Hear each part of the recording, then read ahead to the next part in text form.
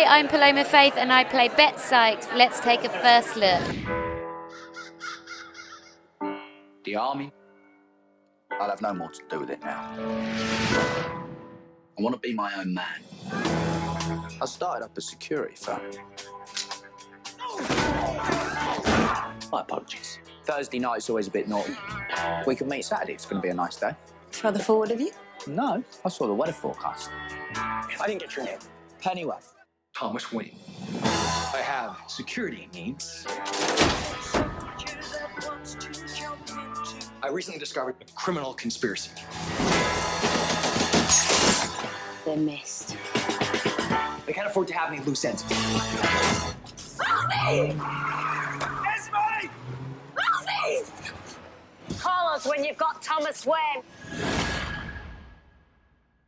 You're a dancer, are you?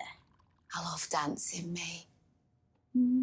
Mr. Pennyworth, if they kill me, they have to kill you. There will be no exchange. Things go pear-shaped. I'll do my best to keep you alive. Rick Hong here for Hollywood First Look Features. We are at the red carpet premiere of Pennyworth. This is based on Batman's butler, Alfred Pennyworth. Let's take a first look.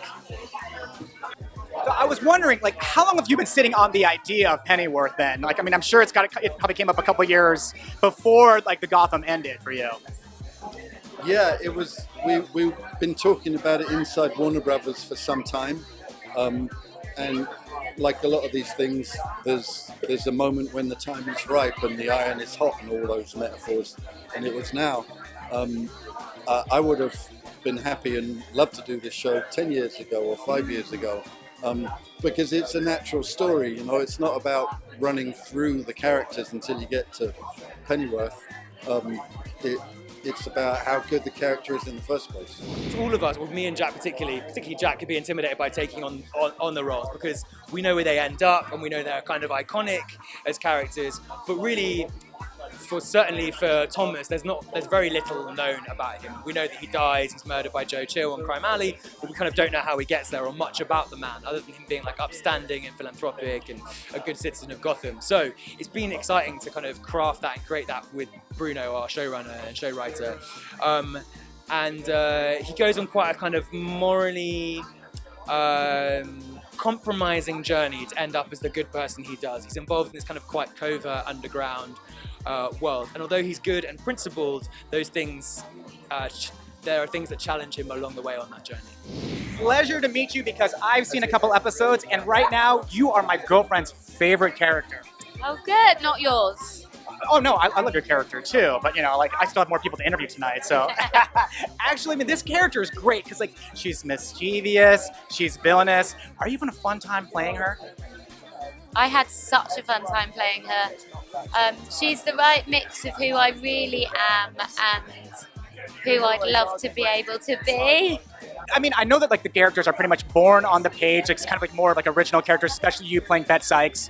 But do you kind of look into the Batman lore just a little bit to kind of understand the world of like Alfred Pennyworth? I feel like the research that I had to do to play this villain was a pre-existing villain from British history called Myra Hindley, and I was advised by director and writer Bruno to research Myra Hindley. She is a famous serial killer from the north of England, and she killed like hundreds of children and buried them in the moors, which is like this kind of undiscovered patch of countryside in the north of England. So it's very dark.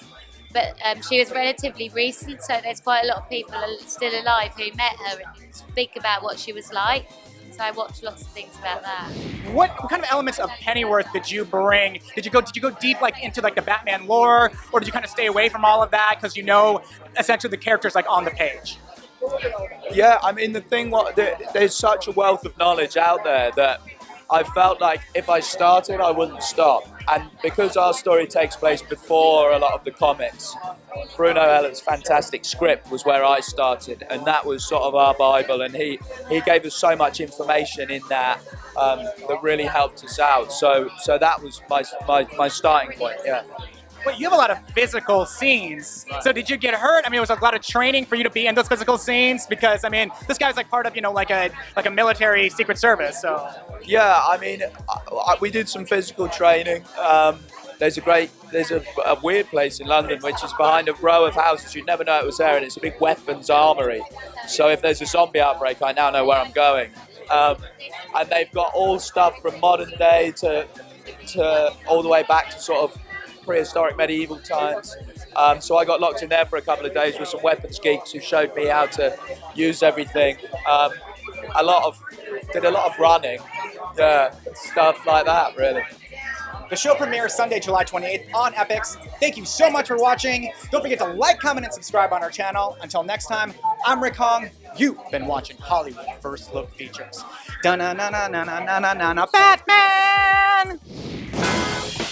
This great nation of ours is at war with itself. We will take back this country. So coup d'etat. As a rule, if you have to use French words for something, I don't like it.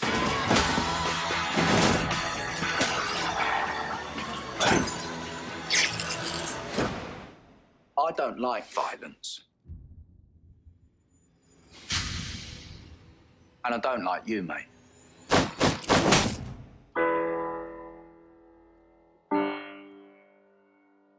You can find a position in a good household. Do right, you're a butler before you're 40.